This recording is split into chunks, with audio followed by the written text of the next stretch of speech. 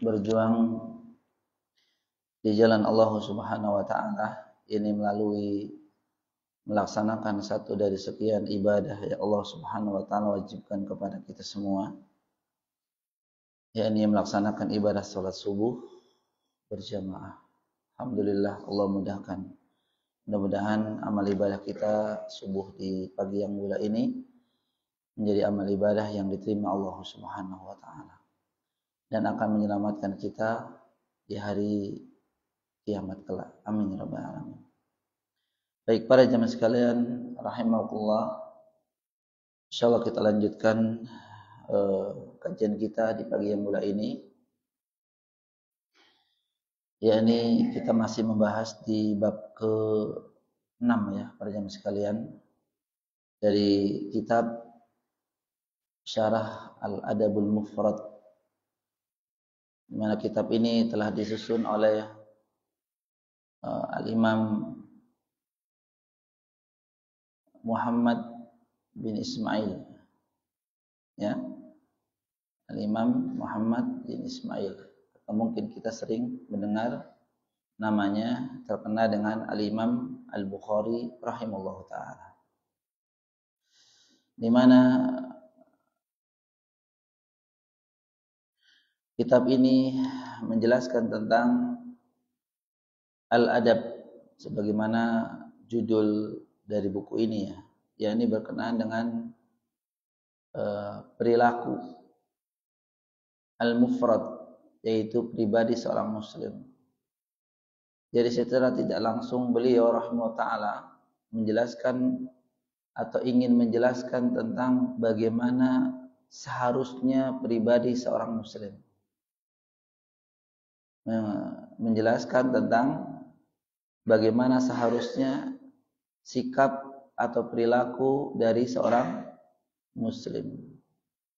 Maka bab yang kita sudah lewati bersama-sama sampai di bab 6 ini masih satu tema, yaitu mengenai bab birrul walidain. Birrul walidain. Jadi muallif rahimahullah taala, ini kitabnya ada 3 jilid ya. Ini baru jilid pertama. Bab-bab pertama yang sudah kita bahas yakni mengenai birrul walidain. Yang pertama adalah kewajiban kita sebagai seorang muslim, seorang anak adalah untuk selalu berbakti kepada kedua orang tua. Beliau menyebutkan dalil, ya, beberapa dalil, di antaranya adalah surat Al-Ankabut ayat 8, di mana Allah Subhanahu wa taala berfirman, wa wasainal insana biwalidayhi husna. Di mana ayat ini adalah merupakan salah satu dari dalil wajibnya kita sebagai seorang muslim dan muslimah tentunya untuk berbakti kepada kedua orang tua. Begitu juga dalam ayat-ayat lain Allah Subhanahu wa taala berfirman, wa qadara rabbuka alla ta'budu illa iyyahu wa bil walidaini ihsana. Dalam ayat yang mulia ini di surat Al-Isra, ya, kalau tidak salah di ayat 23, Allah Subhanahu wa taala mewajibkan atau memerintahkan, wa qadara rabbuka, Tuhanmu telah mewajibkan atau memerintahkan. Apa perintahnya? Alla ta'budu illa iyyah. Janganlah kalian menyembah kepada selain Allah Subhanahu wa taala. Namun sembahlah hanya Allah saja. Dan sebagaimana kita ketahui, perintah yang paling tinggi adalah perintah tauhid. Perintah tauhid, ya. Hanya beribadah, hanya menyembah, hanya mengabdi kepada Allah Subhanahu wa taala saja. Dan di ayat ini Allah menggandingkan perintah tauhid dengan wabil walidaini ihsana. Dan Allah juga memerintahkan di ayat yang mulia ini untuk berbuat baik dan berbakti kepada kedua orang tua. Oleh karena itu para ulama menjelaskan bahwa ketika ada hal yang digandengkan dengan sesuatu yang muhim, ya, sesuatu yang azim, sesuatu yang agung, maka yang digandengkan itu juga termasuk perintah yang agung. Kemudian secara rinci beliau rahimahullah taala melanjutkan di bab-bab selanjutnya. Di bab kedua adalah merinci birrul ab, yaitu pertama disebutkan wajibnya kita sebagai seorang anak, seorang muslim untuk berbakti kepada seorang ayah. Seorang ayah. Ya. Dimana kita sebutkan kemarin bahwa Nabi sallallahu alaihi wasallam ketika ditanya siapa yang harus saya bakti, maka jawaban beliau sallallahu alaihi wasallam adalah memang disebutkan ibumu, kemudian baru bapak. Baik, bab kedua birrul ya. Bab ketiga baru birrul ab. Sampai dengan bab yang keenam yang sudah kita bahas adalah bab jazail walidain, yaitu bab membalas kebaikan orang tua atau membalas jasa orang tua. Di mana hadis yang sudah kita sebutkan dari hadis ke-10, 11, 12 dan 13. Jadi di bab ini dalilnya ada 5 kalau tidak saya. Dan bab terakhir dalil terakhir ini yang ke-14 ini redaksinya atau isinya sama dengan hadis yang ke-12, sehingga mungkin nanti saya hanya mengulas sedikit ya. Jadi bab ini mengenai balasan terhadap kebaikan orang tua, di mana pernah kita bahas hadis yang ke-11 ini yang sangat mengena. Ini ada seorang laki-laki ya, Yamani wa rajulun Yamani. Jadi bercerita tentang hadis yang bercerita tentang seorang sahabat melihat ya, annahu syahida Ibnu Umar, melihat Ibnu Umar, wa rajulun yamaniyun yatufu bil baiti hamala ummahu wara'a dhahrihi. Jadi seorang sahabat namanya siapa? Abi Burdah. Dia pernah melihat ayahnya bercerita bahwa dia pernah melihat ayahnya ini melihat Ibnu Umar bersama seorang laki-laki dari negeri Yaman. Di mana? Di dekat Ka'bah. Ya, yatufu bil bait, sedang tawaf mengelilingi Ka'bah. Hamala ummahu wara'a dhahri. Laki-laki dari Yaman ini ketika tawaf sambil menggendong ibunya. Ya, fi dhahrihi, di punggungnya, digendong. Tawaf ya, barangkali juga langsung sa'i ya. Kalau ibadah haji maka ada ritual yang lainnya di Musdalifah, di Mina dan seterusnya. Yang tentu ini merupakan amalan yang agung pada jamaah sekalian, menggendong ibunya melaksanakan ibadah umrah atau haji. Ya. Lelahnya luar biasa tentu, karena tidak menggendong ibunya pula itu juga udah lelah ya. Teman-teman yang mungkin sudah pernah melaksanakan ibadah umrah atau bahkan ibadah haji, maka kelelahannya luar biasa. Ini ditambah lagi dengan menggendong ibunya. Maka disangka gitu ya, atau dikira bahwa apa yang telah dilakukan oleh laki-laki ini itu merupakan amalan yang mungkin yang besar ya ini ya, itu mungkin sudah termasuk dikatakan membalas kebaikan orang tua. Sehingga dia bertanya, apa? Pertanyaan sekalian, bertanya kepada Ibnu Umar, "Ya bana Umar, aturani jazaituha?" Wahai Ibnu Umar, apakah engkau melihat apa yang saya lakukan ini? Menggendong ibu saya, memutari Ka'bah, kemudian mungkin sa'i. Ya, itu termasuk dikatakan telah membalas kebaikan ibu saya, gitu ya. Maka jawaban Ibnu Umar radhiyallahu anhu apa? La, belum.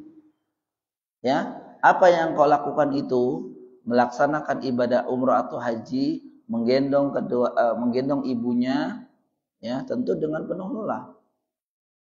Bahkan apa yang dilakukan oleh laki-laki ini ketika tawaf itu sambil menggendong ibunya, dia sambil bersenandung syair. Yang syairnya ini betul-betul pelayanan laki-laki ini kepada siapa? Kepada ibunya. Dia sambil mengatakan, Innilaha ba'iruhal muzallal. Saya baginya, bagi ibu saya, itu ibarat seekor keledai.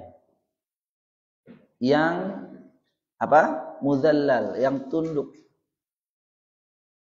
In udhirat rikabuha lam uz'ar. Yang ketika saya menggendongnya itu, kata laki-laki ini, saya menghindari hal-hal yang menjadikan ibu saya itu tidak tenang. Ibarat kalau kita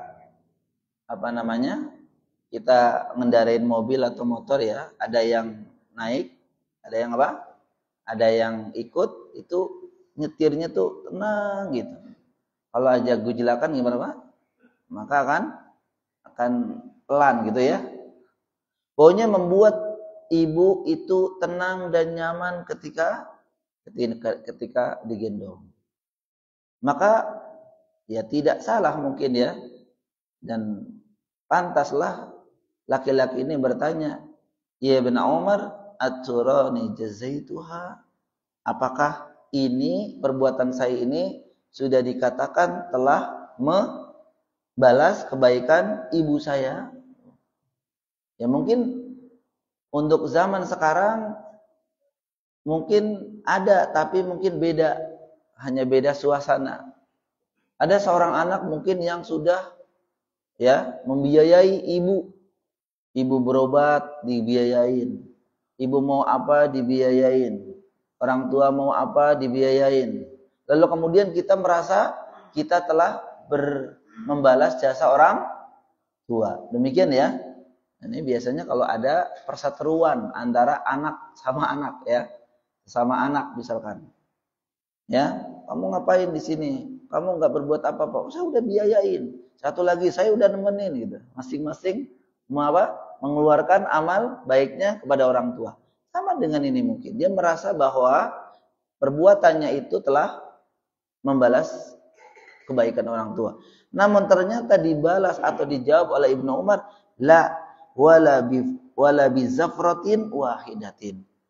Katanya engkau belum dikatakan telah membalas kebaikan orang tuamu, ibumu maksudnya. Sekalipun ya satu napas ketika ibumu melahirkan itu juga belum terbalas.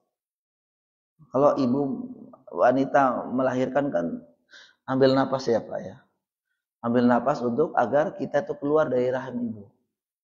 Itu satu napas saja kata Ibnu Umar itu belum terbalaskan. Apalagi bernapas-napas. Bisa 10 mungkin, bisa lebih dari itu. Yang itu taruhannya nyawa. Hidup atau mati. Oleh karena itu pada zaman sekarang Allah dari hadis yang mulia ini menunjukkan bahwa idhamil haqqil walidain. Tentang besarnya hak kedua orang tua kita. Hak kedua orang tua kita. Ya. Maka itu ada istilah ibu dengan 10 anak sabar. Tapi 10 anak dengan satu ibu belum tentu sabar. Ya. Itu sekali lagi banyak terkadang ada perseteruan di antara saudara-saudara ini, anak-anak ini dikarenakan mereka saling mengunggulkan bahwa mereka lah yang paling berjasa kepada ibunya. Dikatakan belum termasuk membalas kebaikan orang tua. Ini bab yang sudah kita bahas ya pada jam sekarang. intinya adalah di bab ke-6 ini tentang kita harus menyadari bahwa kebaikan atau jasa kedua orang tua kita itu begitu besar. Bahkan dikatakan tidak bisa membalas kita pada zaman sekarang. Tapi walaupun tidak bisa sampai membalas 100%, bukan berarti kita meninggalkannya. Tapi bagaimana kita berusaha untuk orang tua itu terbantu oleh kita. Kita berusaha untuk semaksimal mungkin untuk membalas, sekalipun mungkin belum bisa membalasnya. Apalagi jasa seorang ibu ketika melahirkan. Maka dalam hadis yang kita pelajari pula ketika Nabi ditanya oleh seorang sahabat, siapa yang harus saya bakti? Beliau mengatakan, ibumu. Kemudian siapa lagi? Ibumu. Kemudian siapa lagi? Ibumu. 3 kali ibu, kemudian baru abuka. Kemudian baru bapakmu. Kenapa sampai 3 kali seperti ini para jamaah sekalian? Para ulama menjelaskan, dan saya pernah menjelaskan di sini. Ini untuk mengingatkan kembali jasa-jasa ibu yang mungkin terlupakan. Karena kalau jasa ibu, terutama ketika melahirkan itu, dengan bergantinya waktu kadang terlupakan. Seperti kita nih, kita sudah misalkan 30, 40, 50, itu udah jauh dengan kelahiran kita. Tapi kalau dibandingkan dengan jasa ayah yang waki ya, yang jelas ya. Kita lagi sekolah, pulang gitu ya. Bapak pulang, lelah, kelihatan ya Pak ya. Terus kemudian kalau kita udah besar juga, Bapak masih kerja misalkan, itu kelihatan. Tapi kalau ibu, maksudnya telah melahirkan itu udah lama.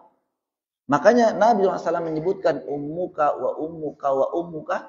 Para ulama mengatakan ini mengingatkan kepada kita bahwa jasa ibu pada waktu itu ketika melahirkan itu begitu besar. Yang ini kebanyakan dilupakan oleh kita. Anak itu udah besar mungkin. Kecuali orang-orang yang mungkin ya tersadarkan, diberikan hidayah, melihat istrinya melahirkan, akhirnya dia ingat, oh ya Allah, ibuku seperti ini mungkin dulu melahirkan aku. Istrinya itu kesakitan ketika mau melahirkan. Begitu juga ibuku dulu ketika melahirkan aku. Nah, mungkin ada orang-orang seperti ini. Tapi mungkin ada juga yang cuek. Nah, itu mau udah kodrat wanita. Seperti itu ya jawabannya ya. Itu mau udah kodrat wanita Ustaz. Itu mah. Iya memang itu kodrat wanita melahirkan. Tapi kalau memang mau dibalik mau nggak Pak? Mau dibalik gitu ya. Ya udah sekarang mulai tahun ini yang melahirkan laki-laki gimana kira-kira? Siap nggak Pak? Apalagi sekarang zamannya apa nih Pak? Yang bukan melahirkan normal itu. Pakai sesar. Sesar itu kan kalau bahasa kita apa? Bedah gitu ya. Mendengar kata dibedah, dibelek atau bahasanya itu ya, atau pakai itu aja udah apa ya? Pikirannya udah gimana Pak? Iya, ngedrop lah. Aduh, kayaknya kok gitu. Yang seharusnya normal melalui memang sebagaimana Allah ini, tapi lewat perut. Yang perut itu seharusnya dijaga, tapi bisa sampai 2-3 kali. 1 dijahit, 2 dijahit, 3 dijahit. Ini harusnya kita para suami terutama ya, itu harus merasakan bagaimana perjuangan seorang wanita, terutama ibu kita. Nah, mereka luar biasa pada jam sekalian, luar biasa. Maka kenapa Nabi SAW sampai mengatakan apa? Ummuka. Siapa lagi ya Rasulullah? Ummuka. Siapa lagi Rasulullah? Ummuka. Ini mengingatkan tentang jasa-jasa ibu kita. Oleh karena itu pada jam sekalian, dari materi yang sudah kita bahas, maka kita harus menghindari satu sifat dan sikap, yaitu uququl walidain. Yaitu apa? Menghindari durhaka kepada kedua orang tua. Dan insyaallah di bab ke-7 ini, bab yang lanjutan tentu, yakni bab tentang uquqil walidain. Ya, bab tentang durhaka kepada kedua orang tua. Disebutkan di hadis yang pertama atau dalam urutan ini hadis ke-15. Jadi hadis 14 tadi sebenarnya saya baca, tapi redaksinya atau isinya sama dengan hadis yang ke-12. Jadi saya tidak bahas kembali ya. Hadis bab ini bab ke-7 yaitu mengenai uququl walidain atau durhaka kepada kedua orang tua. Qala Rasulullah sallallahu alaihi wasallam, telah bersabda Rasul sallallahu alaihi wasallam, ala unabbiukum bi akbaril kabair salasan. Maukah kalian, Nabi sallallahu alaihi wasallam bersabda, maukah kalian saya beritahu bi akbaril kabair, dengan dosa yang paling besar, ya, bi akbaril kabair, dengan dosa-dosa yang paling besar. Salasan, bahkan Nabi pernah mengatakan ini sampai 3 kali. Ala unabbiukum bi akbaril kabair, ala unabbiukum bi akbaril kabair. Maukah kalian saya beritahukan dosa-dosa yang paling besar? Dosa-dosa, dari sekian dosa ini paling besar. Sampai Nabi SAW mengatakan 3 kali.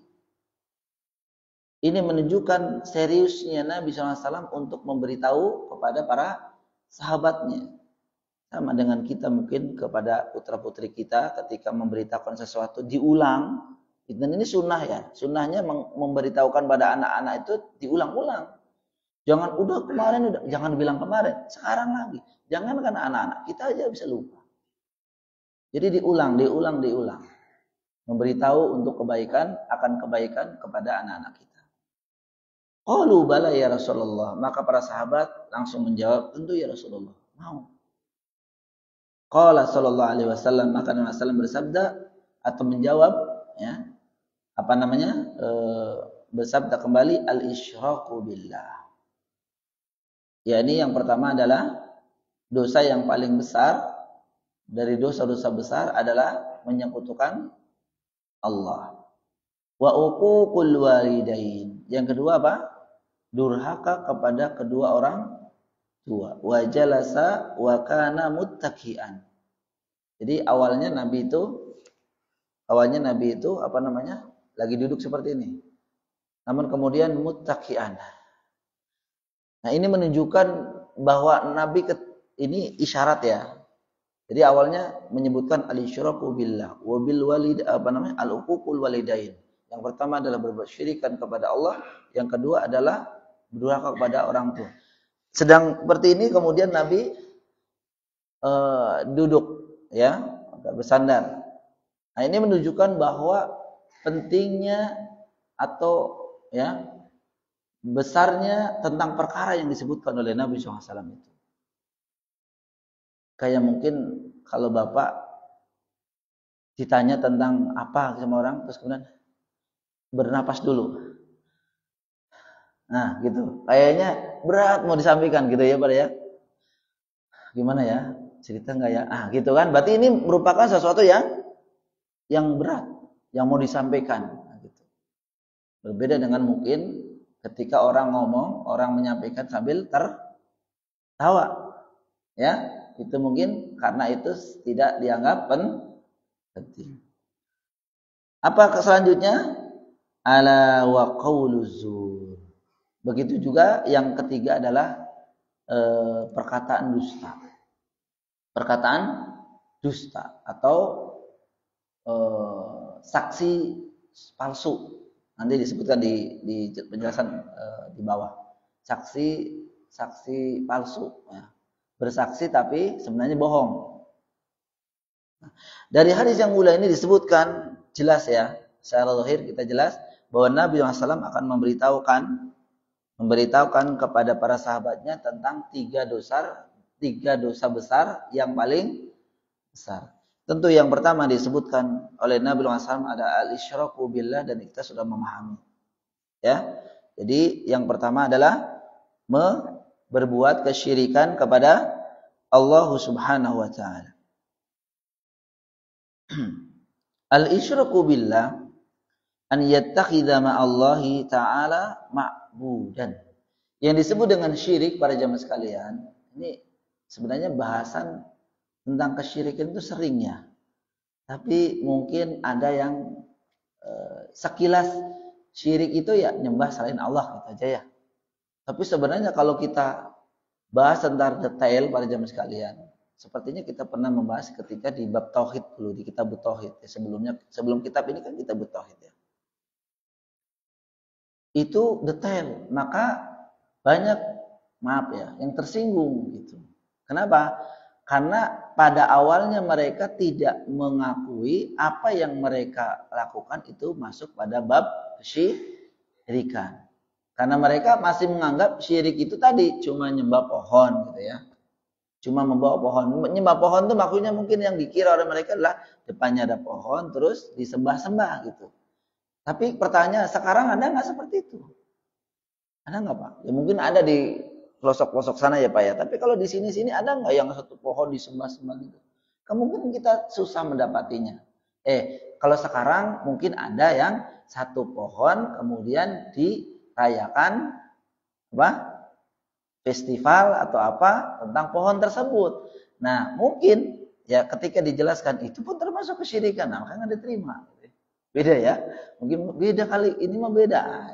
Walaupun hakikatnya sama. Apa hakikatnya? Ya biar ada keyakinan kan. Kalau pohon ini tidak disedekahi. Kalau tidak dirayakan apa. Nanti di daerah kita akan terjadi sesuatu mara bahaya misalkan. Dan ini mungkin dikatakan ini kan udah ritual atau udah rutin dilakukan oleh nenek moyang kita sebelum kita ke sini. Ya. Nah itu diantaranya. Kalau detail sekali gitu. Ya. Terus misalkan juga banyak yang mengatakan tentang kemarin tentang tatoyur ya, pada zaman tatoyur. Tentang tatoyur yaitu apa? Merasa sial dengan melihat burung, dengan angka-angka atau dengan yang lainnya kita pernah jelaskan. Itu pun banyak yang tidak mengakui bahwa itu merupakan kesyirikan.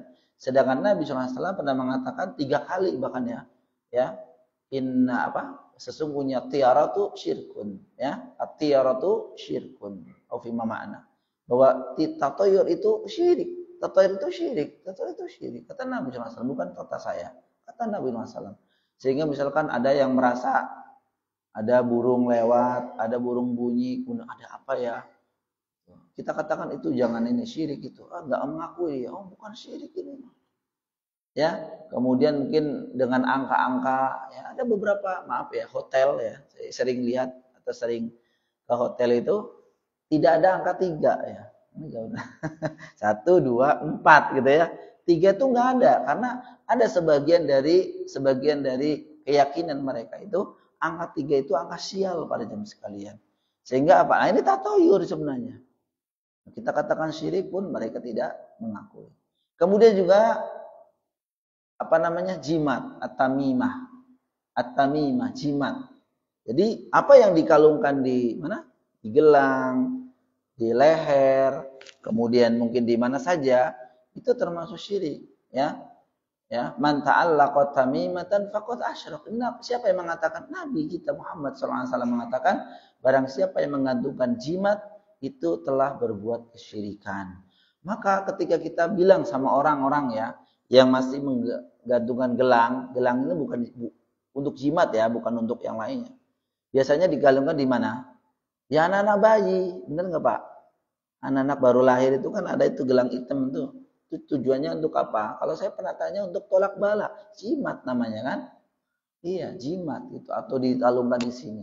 Nah, ketika kita sampaikan ini nggak boleh ini syirik, nggak akan terima. Ini kata siapa syirik gitu kan? Nah itu bahwa ini membuktikan bahwa pengetahuan tentang kesyirikan itu baru sebatas seperti ini dikatakan an yattakhidha ma'allahi ta'ala ma'budan.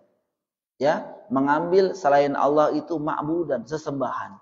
Yang mereka maksud mungkin sesembahan itu ya yaitu yang disembah-sembah itu. Pohon disembah, batu disembah. Ya kalau sekarang mungkin ya kalau di daerah sini ada enggak Pak kayak gitu? Enggak ketemu ada pohon langsung disembah terus kemudian apa batu besar disembah, tidak ada ya. Dan penjelasannya sebenarnya sudah lewat. Nah perbuatan yang pertama yang disebutkan oleh Nabi SAW termasuk dosa besar adalah asyirku billah, yaitu berbuat kesyirikan kepada Allah Subhanahu Wa Taala. Dan ini para jamaah sekalian tentang syirik ini kenapa termasuk dosa besar? Para ulama menjelaskan karena telah mengambil hak prerogatif Allah. Telah mengambil hak prerogatif Allah. Maka Allah marah. dengan semarah-marahnya. Dengan semarah-marahnya karena haknya diambil, diberikan kepada selain Allah, makanya Allah marah.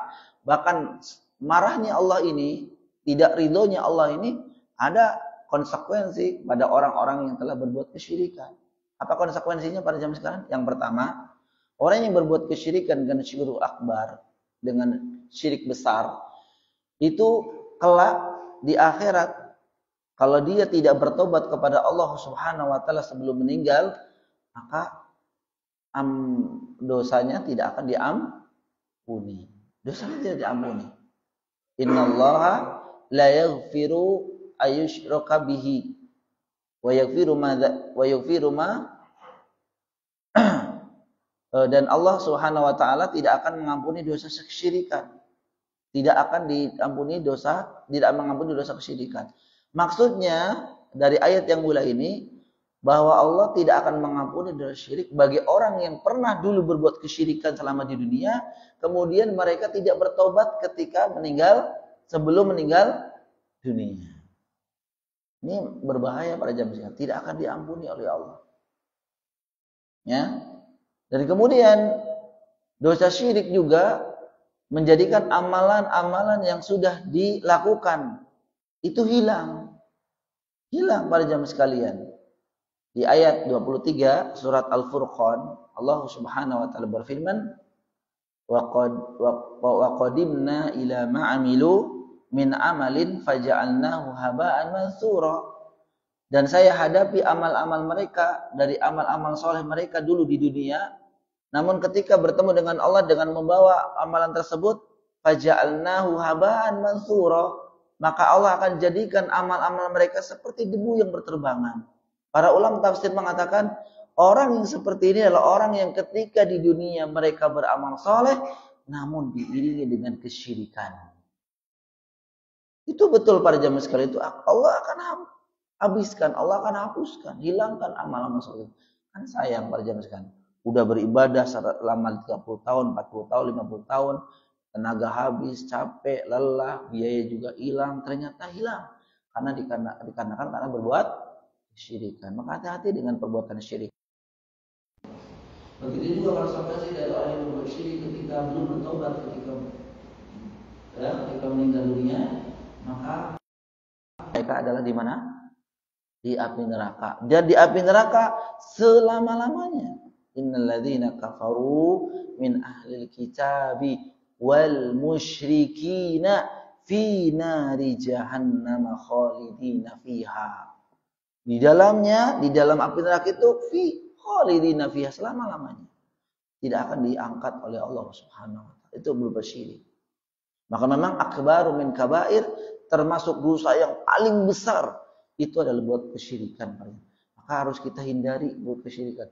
Tapi bisanya kita menghindari sesuatu, harus kita tahu sesuatunya itu ya pada zaman sekalian. Kita mau menghindari sesuatu tapi tidak paham terhadap sesuatu tersebut. Bagaimana kita bisa menghindari? Maka ilmu tentang kesyirikan itu bukan untuk dilakukan tapi untuk dihindari. Oh ini tuh syirik, oh ini syirik, oh ini syirik itu. Ya, karena memang demikian kaum muslimin rahimakumullah. Aturan Allah Subhanahu wa taala. Sekali lagi syirik merupakan dosa paling besar karena mengambil hak prerogatif Allah, yaitu hak disembah. Ketika Mu'adz bin Jabal berboncengan dengan Nabi Shallallahu alaihi wasallam di khimar ya. Maka Nabi SAW bertanya kan, ya Mu'adz, atadri ma haqqallahu wal ibad 'alal ibad wa haqqal ibadi 'ala Allah fi mana? Ya Mu'adz, kamu tahu tidak hak Allah terhadap semua hamba dan hak hamba kepada Allah. Qultu, kata Mu'adz, Allah wa rasuluhu a'lam. Allah dan Rasulnya yang lebih mengetahui.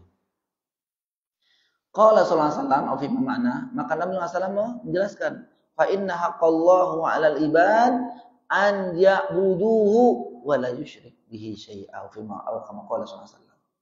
Maka hak Allah terhadap hamba yakni diibadahi dan jangan sekali-kali disekutukannya.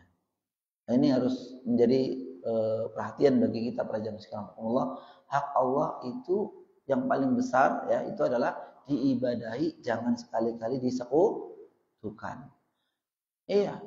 Oleh karena itu hak ini merupakan hak yang harus diberikan kepada Allah Ta'ala. Gede apa sih hak Allah kok sampai Allah semarah itu? Gitu ya Pak ya, mungkin ada yang mengatakan demikian. Ya kalau boleh saya analogikan Pak, boleh saya analogikan. Ya, dan kebetulan di bapak-bapak. Saya mau tanya bapak-bapak, dan saya pernah bertanya juga, istri itu hak siapa? Hah? Istri hak siapa Pak? Hak suaminya. Sekarang saya mau tanya, kalau istri itu diberikan kepada orang lain, ayo gimana Pak? Yaudah Ustaz sana, ini mah orang yang majnun. Ya, pastinya seperti itu, pasti sebagai suami itu hak saya. Gitu. Ini analogi ya kalau boleh ya. Walaupun ini jauh sekali pada zaman, jauh sekali. Tapi kan kita kadang terbawa perasaan. Iya ya. Apa namanya? Kalau dengan perasaan enak. Istri itu hak saya, hak suami. Diberikan kepada yang lain. Ya nggak terima. Demikianlah. Ya, apalagi tentang peribadahan. Sekali lagi ini jauh sekali analoginya, tapi agar kita lebih mengetahui, lebih merasa, begitulah kenapa semarahnya itu ketika Allah Subhanahu wa taala diambil haknya yaitu diibadahi kemudian dia beribadah kepada yang lain. Ya. Oleh itu jangan sampai terjadi. Dan syirik pada zaman sekalian, syirik itu pada hakikatnya dia masih menyembah Allah juga. Benar enggak, Pak? Jadi misalkan ada yang mengatakan, "Aku kan sholat, aku kan haji, aku kan umroh." Ya, iya tapi Bapak masih menyembah selainnya gitu. Justru yang disebut syirik atau orangnya namanya musyrik itu dia menyembah Allah dan menyembah lainnya. Justru kalau ada orang yang menyembah selain Allah dan Allah tidak disembah, namanya apa? Kafir. Justru lebih terjerumus lagi itu. Jadi misalkan ada alasan, aku kan sambil menyembah Allah, masih menyembah Allah.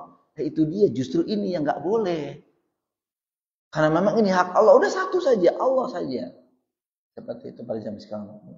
Nah ini sering menjadi alasan atau bantahan dari orang-orang yang ketika diingatkan tentang bahaya kesyirikan. Ya.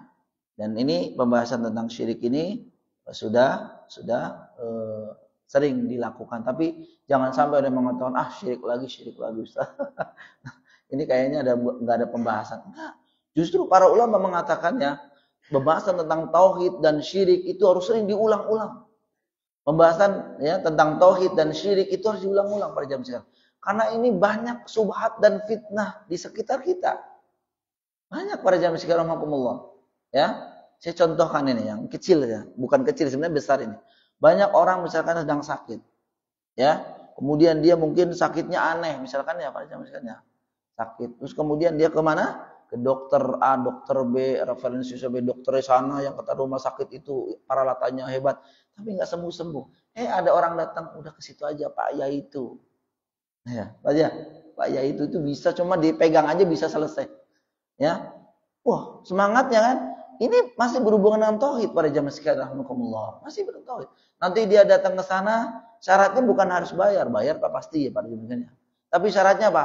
Syaratnya nanti itu rumahnya diapain gitu kan ya. Di pojoknya ditaruh A, nanti di pintunya ditaruh B, ditaruh apa, nanti nyembelih ayam ini, nyembelih ini. Nah, akhirnya diikuti dan kemudian sembuh. Nah, dia mengatakan hebat dia. Nah, berbahaya ini termasuk kesyirikan. Kenapa? Dia mendatangi orang yang dianggap mengetahui, ya. Bahkan dalam hadis yang lain juga man atakahinan, barang siapa yang mendatangi dukun, ya, walaupun namanya ustadz, kiai, habib atau siapa, kalau memang perbuatannya memang seperti dukun, dukun itu sebenarnya. Ya, kalau sekarang itu nggak kayak dulu mah mungkin belangkonan gitu ya Pak. Sekarang mah pakai peci kan gitu ya, pakai tasbih begitu. Tapi dari perbuatannya sama persis dengan dukun. Ada acara mandi kembang lah, di malam Jumat Kliwon jam 12 malam. Ya. Dan seterusnya. Bahkan sekarang ada falidzubillah ya, jangan hati-hati nih. Hati-hati sekali tentang dukun-dukun cabul falidzubillah ya. Itu kok. Kalau berita-berita gitu. Yang jadi pertanyaan, kenapa mau begitu ya Pak Jamas kan? Nah, kalau udah terjadi barunya menyesal gitu ya. Ya itulah karena terdorong karena minimnya ilmu tentang tauhid dan syirik. Ini para jamaah sekalian. Yang penting bisa A, bisa B, bisa C. Belum tentang apa dagang, baru dagang harus biar laris bagaimana. Biar tidak ada gangguan terus dia seperti itu bukan sekarang zamannya para jamaah sekarang. Maka kita sering mendapati ada misalkan di warung apa di sana ada keris, warung apa ada apa gitu. Karena mereka tuh melakukan hal demikian. Bahkan ada yang ya tentang untuk kekayaan itu bahasanya pesugihan ya Pak. Itu bertaruh dengan keluarganya. Makanya mungkin teman-teman Bapak sekalian pernah mendengar namanya jin nasab, benar nggak Pak? Jin nasab. Barangkali dulu nenek moyang kita atau orang tua kita tuh bermain jin. Sehingga dia udah janji kalau dia mati nanti ke anaknya. Kalau dia mati anaknya, maka mati gitu. Makanya para aktivis ruqyah itu, para ustadz-ustadz itu ketika ditanya ruqyah yang paling agak susah apa? Jin nasab. Jin nasab susah pada zaman sekarang. Ya, dan saya pernah ketika di Jeddah itu waktu itu tahun 2000 ada jamaah kita yang qadarullah ya kesurupan jinnya nasab itu dan orang tuanya dia ngakuin ini jin dari orang tuanya ditambah lagi jin dari Saudi karena dia mengaku ada 4 jin ya bagi musim panas Agustus kalau gitu ya panas meruqyah di Jeddah. Nah itu bagian dari ini susah sekali pada zaman sekarang karena memang dia udah ada perjanjian kan. Nanti kalau mati, turun nanti kali itu. Maka kita hendaklah meruqyah diri sendiri, berusaha untuk menghindarkan diri dari godaan syaitan, dari jin maupun manusia dengan banyak berzikir kepada Allah Subhanahu wa taala ya. Zikir pagi, zikir petang jangan ditinggalkan pada jamaah sekalian. Ya, para ulama mengatakan menjelaskan bahwa orang yang sering zikir pagi, zikirin satu ya, dia jarang sakit.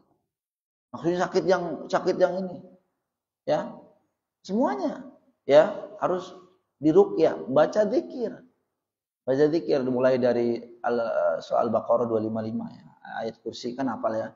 Kemudian Al-Ikhlas 3 kali, Al-Falaq 3 kali, Anas 3 kali. Kemudian Allahumma bika asbahna, bika amsayna dan seterusnya. Asbahna wa asbahal mulku lillahi walhamdulillah. La ilaha illallah wahdahu la syarika lahu. Dan seterusnya sampai dengan bismillahirrahmanirrahim la yadurru ma ismihi syai'un fil ardi wala fis sama' wa huwas samiul. Jangan tinggalkan kaum muslimin pagi-pagi zikir pagi zikir. Bahkan para ulama mengatakan orang yang berzikir cukuplah dia dikatakan dia dekat dengan Allah. Maka bisa dibalik, orang yang enggak pernah zikir jauh dari Allah. Jauh dari Allah, dia pasti dekat dengan apa? Musuh Allah. Gitu-gitu ya. Sehingga dekat nanti harus banyak zikir para muslim. Zikir yang sebaik-baik, zikir baca Al-Quran. Seorang muslim tidak boleh tidak baca Al-Quran dalam setiap harinya. Tidak boleh tidak membaca Al-Quran dalam seharinya. Ini seorang muslim. Maka sebenarnya mengatakan aib bagi orang yang hari itu tidak baca Al-Quran. Udah Ustaz dalam sholat. Ya sholat Pak iyalah baca. Ada juga Al-Fatihah, Allahu Akbar, nggak pernah baca setelah Al-Fatihah. Setelah Al-Fatihah banyak juga seperti itu. Sholatnya biar cepat gitu kan. Baca Al-Quran. Kalau nggak bisa baca maaf ya, dengerin. Udah nggak bisa baca, nggak pernah denger, gimana? Maka hati itu akan mengeras kaum muslimin. Hati ini akan mengeras. Wal'udzubillah.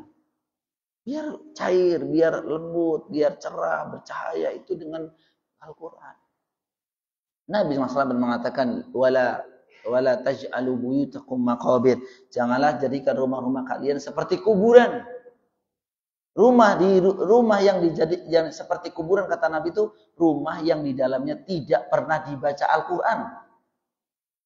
Karena Nabi SAW mengatakan fa innal baital ladzi tuqra'u fihi al-Quran atau fi makna ya dalam riwayat fihi al-bait alladzi tuqra'u fihi suratul Baqarah dalam riwayat lain yafiru syayatin. Setan akan lari. Artinya rumah yang tidak pernah dibaca Al-Quran banyak syaitannya.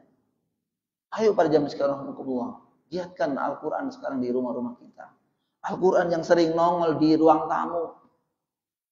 Al-Quran kaum muslimin. Baca Al-Quran, jangan sampai enggak. Dan jauhi musik. Wallahi musik membuat itu hati itu dangkal pada jamaah sekarang.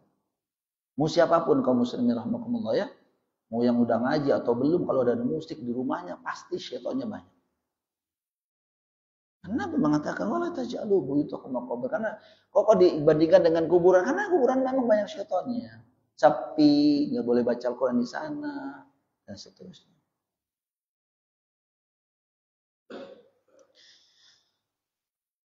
Jadi tentang kesyirikan ya, syirik ini memang kalau pembahasannya luar biasa. Karena memang bapaknya yang dosa itu adalah kesyirikan, maka sering diingatkan ya.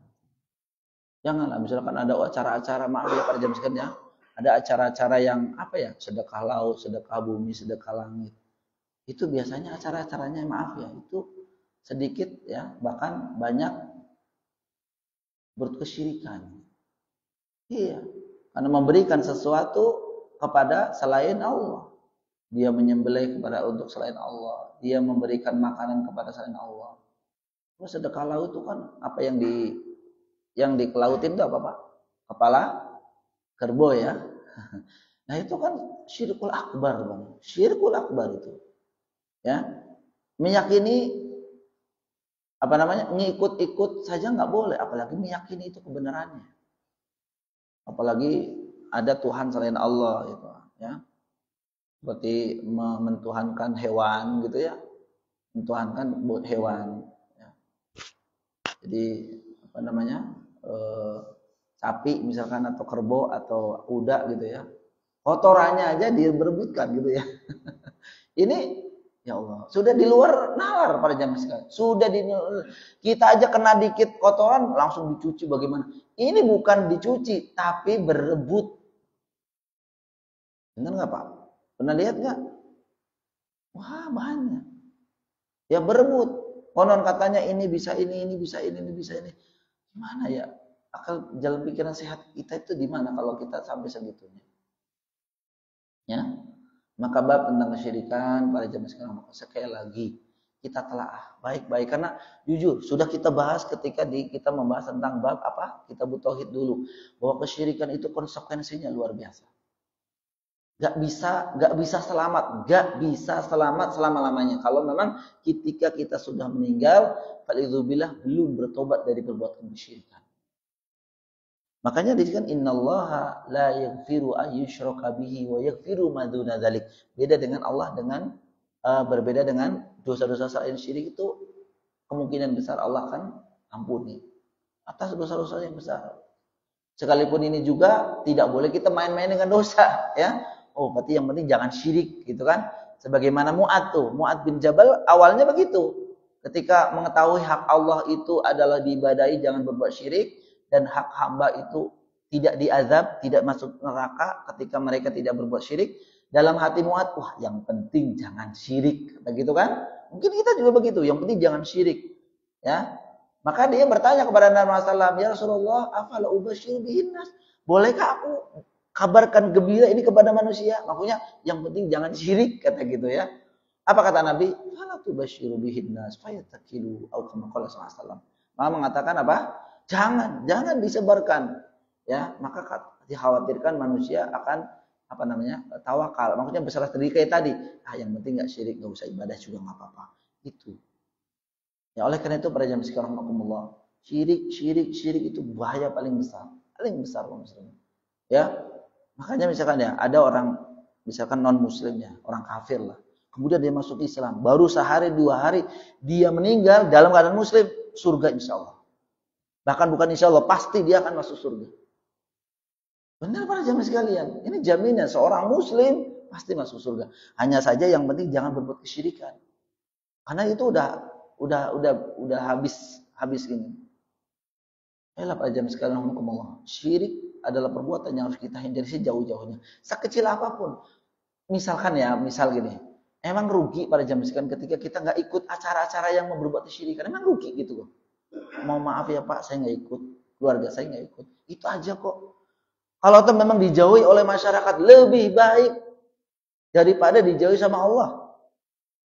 Iya benar pada jam sekarang, ini benar-benar ini kadang-kadang karena nggak enak, ini nggak boleh pada jam sekarang, nggak boleh, karena memang betul-betul ini dosa yang paling besar.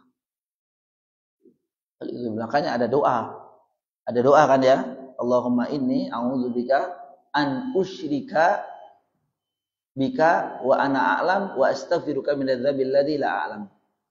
Ya Allah, aku berlindung padamu dari dosa syirik yang saya tidak ketahui dan dosa selainnya yang tidak saya ketahui juga. Ini doa ini diajarkan oleh Nabi SAW. Jadi kalau bahasa Arab, bahasa Indonesia juga apa-apa. Ya Allah, ampunilah hindarkan aku dari perbuatan syirik. Ya Allah, dari syirik yang tidak saya. Karena ini berbahaya banget, berbahaya. Sebanyak apapun amalan hilang. Kalau tidak bertobat ketika dia sampai dia meninggal, faizubillah, dia akan sengsara selama-lamanya di akhirat. Selama-lamanya sengsara di akhirat. Nah, tidak akan ada anunya. Baik, para jamaah sekalian Allah, ini baru satu ya tentang kesyirikan. Tentu sesuai dengan bab ini ya. Yang kedua yaitu bab dosa yang kedua adalah uququl walidain. Namun insyaallah kita akan lanjutkan di pertemuan akan datang ya. Ya, di bulan akan datang mudah-mudahan diberikan kemudahan dan kelancaran. Sampai di sini para jamaah sekalian Allah, mudah-mudahan bermanfaat. Kalau ada hal yang salah saya mohon maaf yang sebesar-besarnya. Kita akhiri pertemuan ini dengan doa penutup majelis. Subhanakallahumma wa bihamdika asyhadu an la ilaha illa anta astaghfiruka wa atubu ilaik. Assalamualaikum warahmatullahi wabarakatuh.